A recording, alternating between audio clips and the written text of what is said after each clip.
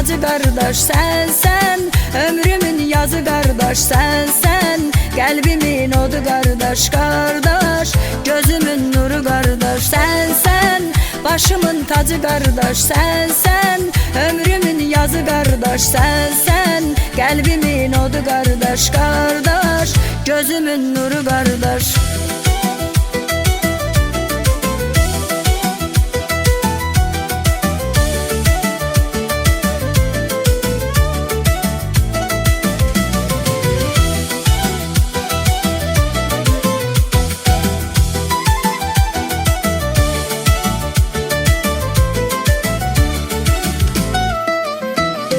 Kardeş seni bəxşedən Tanrıya qurban olum, kardeş bacı söyleyen diline qurban olum.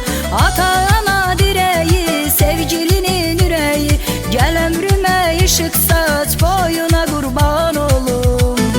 Başın üstte ayınam, damarında kanınam, koruyucu meleğin, şirin nazlı bacınam, sevinç dolu dünyanam, kardeş sənə qurbanam, nəğmə dolu sözüyle hoş gününe heyranam.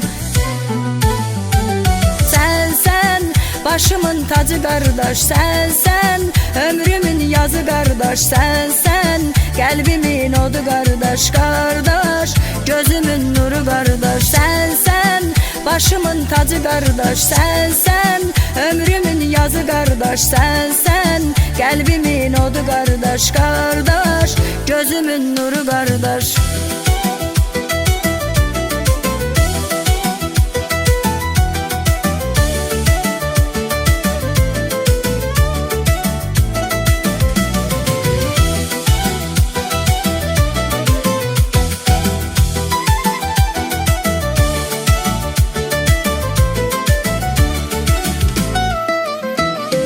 Kardeş seni görende gönlüm yaman şad olur, şirin kelimeleriyle kışında bahar olur.